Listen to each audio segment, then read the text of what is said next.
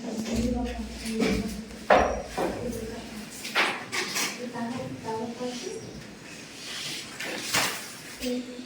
हुआ चंचल, क्यों पेपर फेंक दी? सर हमारे गांव में बहुत डायरिया फैला है, इससे बहुत सारे इंसानों की जान भी जा रही है, इससे हम कैसे बच सकते हैं सर? अच्छा, डायरिया के बारे में जानना है तो चलिए आज सुरक्षित शनिवार के तहत हम लोग डायरिया, उसके लक्षण और बचाव के तरीकों के बारे में जानेंगे। ठीक है चंचल? हाँ। चलिए ठीक है। तो कैसे हैं बच्चे आप लोग? अच्छे हो ना? आपके क्लास के एक स्टूडेंट है चंचल, वो आज अखबार पढ़ते हुए बहुत ज्यादा दुखी हो गई थी।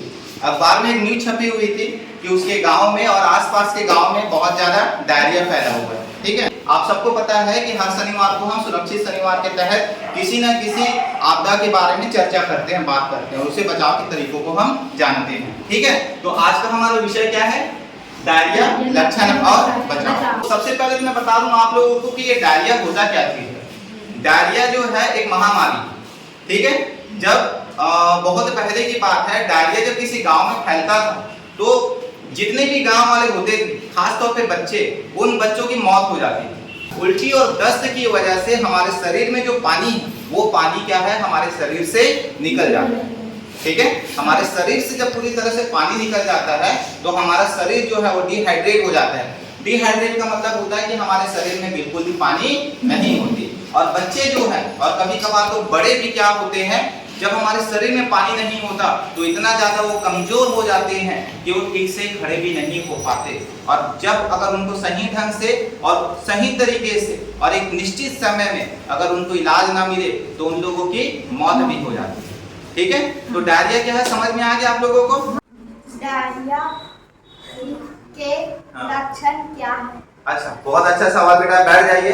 तो डायरिया के लक्षण क्या है? तो लक्षण में क्या है, जब अगर किसी व्यक्ति को डायरिया हो जाता है तो उसके कुछ लक्षण है ना। सबसे पहली बार क्या है, उसको दिन में 4 बार से ज्यादा क्या होगा, दस्त होने के साथ साथ उसको उल्टी भी होगी। हमारे शरीर का जो पूरा पानी है वो दस्त और उल्टी के रूप में बाहर चली जाएगी।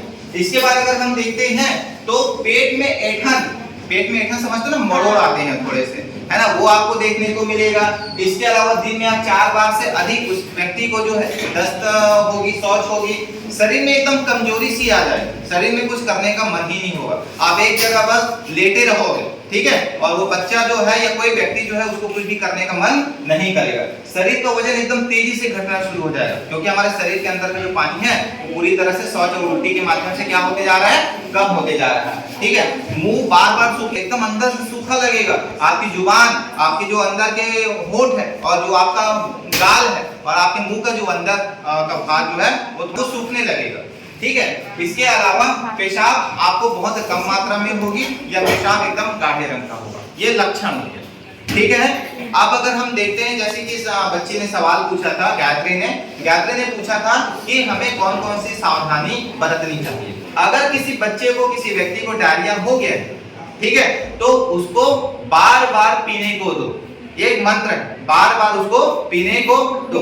क्या मतलब हुआ इसका, उसके शरीर से ना पानी जो है पूरी तरह से क्या होते जा रहा है, कम होते जा रहा है ना, उसके शरीर में पानी जो है कम होते जा रहा है। तो उसको बार बार आप पानी पिलाइए, पानी नहीं है तो ORS घोल पिलाइए, है ना, ORS नहीं है तो दाल का पतला वाला, मतलब पतली दाल पिलाइए, आप चावल का माड़ पिलाइए। ठीक है, नारियल पानी पिलाइए, मतलब जो भी तरल पदार्थ आप पिला सकते हैं उस बच्चे को, उस तरल पदार्थ को आपको ज्यादा से ज्यादा मात्रा में पिलाना है। ठीक है, उसके शरीर में जो पानी कमी होते जा रही है ना, उस शरीर में पानी की कमी को आपको पूर्ति करना है। चल गया, चलो पूछो। सर मेरा एक सवाल है। हाँ, क्या सवाल है? डायरिया कैसे फैलता है? ठीक है, डायरिया फैलाने के लिए जिम्मेदार एक विषाणु है, बैक्टीरिया। ठीक है, और वो बैक्टीरिया क्या करता है, दूषित भोजन और ये जो दूषित पानी है उसके जरिए हमारे शरीर के अंदर जो हमारा क्या बोलना चाहिए, आंत है, आंत समझते हो आप लोग, जिससे भोजन पचता है। ठीक है, छोटी आंत बड़ी आंत को वही प्रभावित करती है। ठीक है, एक बैक्टीरिया वो खाने की पचाने की शक्ति को क्या कर देती है, कम कर देती है, नष्ट कर देती है। इसलिए जो कुछ भी हम खाते हैं वो क्या होता है, दस्त के रूप में हमारे शरीर से बाहर चली जाती है। ठीक है, पतला दस्त होता है। तो डायरिया के जो लक्षण होते हैं वो सबसे पहले क्या होता है, आपको पता चल गया लक्षण। अब हम उसे कैसे बच सकते हैं, सावधानी क्या क्या है। ठीक है, तो सबसे पहले उस बच्चे को हमें क्या करना है, ज्यादा से ज्यादा पीने के लिए देना है। चाहे आप पानी पिलाइए, ORS पिलाइए, पतली दाल पिलाइए, उसको नारियल पानी पिलाइए, उसके शरीर में जितना ज्यादा आप पानी दे सकते हो उतना ही ज्यादा बेहतर, ठीक है। इसके अलावा आपको स्वास्थ्य केंद्र में तुरंत से तुरंत खबर करनी है। ये डायरिया जो है एक बच्चे से लेकर एक बुजुर्ग तक हो सकता है, ठीक है। अगर किसी बुजुर्ग को हो गया तो उसको पानी पिलाने के लिए, ORS घोल पिलाने के लिए ज्यादा मशक्कत करने की जरूरत नहीं है। लेकिन अगर एक बच्चे को हो गया ना तो बच्चा जो है पानी भी नहीं पीना चाहता, ठीक है, तब भी आपको बच्चे को थोड़ी थोड़ी देर में पानी पिलाते रहना है, ठीक है। अब अगर बच्चा पानी नहीं पी रहा है, सबसे पहली बात तो ये कि जब हमारे शरीर से दस्त के रूप में पानी बाहर निकलता है, उसके साथ साथ हमारे शरीर में नमक की भी मात्रा कम होने लगती है, ठीक है। तो उसके लिए हमें क्या करना है, ORS पिलाना है। ORS घोल आपके नजदीकी स्वास्थ्य केंद्र, किसी भी मेडिकल दुकान में मिल सकती है, ठीक है। लेकिन हमारे पास इतना समय नहीं है, रात हो गया, मेडिकल बंद हो गया, हॉस्पिटल बंद हो गया, तब आप क्या करोगे? तो ORS हम घर पर ही बना सकते हैं, ठीक है। ORS हम घर पर ही बना सकते हैं। तो ORS बनाने के लिए अगर हम शुरुआत करें 1 लीटर पानी से या 1 गिलास पानी से अगर हम शुरुआत करते हैं तो 1 गिलास पानी में आपको क्या करना है, 5 से 7 चुटकी आपको शक्कर डालना है, ठीक है। 5 से 7 चुटकी आपको शक्कर डालना है और एक छोटी चुटकी में आपको नमक डालनी है, ठीक है। नमक डाल दिए आप, उसमें शक्कर डाल दिए और शक्कर और नमक को आप अच्छे से चम्मच में घोल दिए। समझ में आ गया? तो कितने समय पिलाना चाहिए? बढ़िया बेटा। कि ORS को हम कितने समय तक इस्तेमाल कर सकते हैं? तो ORS के घोल को आप 24 घंटे के अंदर इस्तेमाल करिए, ठीक है ना। 24 घंटे के अंदर आपको ORS के घोल को पिला लेना है। और अगर मान लो नहीं पी पा रहा है 24 घंटे के बाद एक नया आपको क्या करना है, ORS का घोल बनाना है, ठीक है। उसको ज्यादा लंबे समय तक नहीं रखना। समझ में आ गया? ठीक है। अब ORS तो हो गया, तो बच्चों के लिए हो गया। अगर किसी बड़े को हो गया तो आपको पता है, बड़े को अगर हो जाता तो सीधा क्या लगता है, ड्रिप चढ़ती है। ड्रिप समझते हो आप? बोतल चढ़ती है ना। बोतल में भी क्या होता है, बोतल में भी इसी प्रकार से कुछ भी एक प्रकार से ORS टाइप का ही रहता है। ग्लूकोज में वो सभी खनिज होते हैं जो हमारे शरीर के लिए आवश्यक होता है, ठीक है। जब भी हम उल्टी करते हैं, पसीने के रूप में बाहर हमारे शरीर के अंदर से पानी जाता है, शौच रूप में जब जाता है तो हमारे शरीर के अंदर की जितनी भी खनिज होती है वो सब निकल जाती है। तो ग्लूकोज जो पानी होता है वो हमारे शरीर के अंदर के उन सभी खनिजों को पूर्ण करने का एक साधन है, ठीक है। और हाँ, ORS घोल होता है उसमें, ठीक है। वो मतलब ऐसे लोगों को चढ़ाया जाता है जिसकी स्थिति एकदम नाजुक हो जाती है, ठीक है, एकदम से नाजुक हो जाती है, मतलब पानी भी नहीं पी रहा है, एकदम कमजोर हो गया है, ठीक है। तो उसको क्या चलता है, ड्रिप चलता है, ठीक है। और इसके बारे में ज्यादा हमारे हेडमास्टर सर बताएंगे। सर स्वागत है सर। बोतल में होता है ग्लूकोज पानी, है ना। मतलब बोतल चढ़ा के बिना खाए कई दिन तक रह सकते हो, महीना 2 महीना जिंदा रह सकते हो केवल बोतल चढ़ा के। ये डायरिया और पेचिस, ये दूषित पानी और दूषित भोजन से होता है। गंदा पानी और गंदा भोजन से, है ना। यदि दूषित है, मच्छर वगैरह बैठा हो तो इस कारण से होता है। ये पेट के रोग है और पेट के रोग केवल दूषित पानी और दूषित भोजन से। और ORS जेल को बता चुके ना, ORS जेल हमेशा ताजा बनाना है ना। और सबको बच्चा भी पिलाना है और ख्याल रखिए कब तक पिलाना है उसको, डॉक्टर हॉस्पिटल तक ले जाते हैं, हाँ ना। नहीं तो उसके शरीर में पानी की कमी होगा, वो आदमी मर जाएगा। इसलिए उसको ORS पिलाते रहना है, नारियल का पानी पिलाते रहना है। कब तक पिलाओगे, हॉस्पिटल तक ले जाते हैं, उसके बाद तो डॉक्टर भी जाने वो अपना इलाज करेगा, ठीक है। और सब कुछ ठीक, तो समझ गए है ना। अब कुछ सावधानी समझते हैं कि अगर हमें दस्त से बचना है तो हम क्या क्या कर सकते हैं। दस्त से बचने के लिए सबसे पहली बात, जो आपके यहाँ पानी आ रहा है उस पानी को आप उबाल कर पीजिए। समझ रहे हो ना, सबसे बढ़िया तरीका है पानी को आप उबाल कर पीजिए, ठीक है। जो आपके घर में जो बासी भोजन होता है, 1-2 दिन पुराना जो भोजन होता है, उस भोजन से आप परहेज कीजिए। परहेज करना मतलब समझते हो ना, उस भोजन को आपको नहीं करना है, ठीक है। तीसरा सबसे बड़ी सावधानी ये है कि पानी का जो स्रोत है, जहाँ नल है, आपका कुआं है या बोरिंग है, उस स्रोत को आप साफ सुथरा रखिए। वहां पर किसी प्रकार से गंदगी फैलने न दीजिए।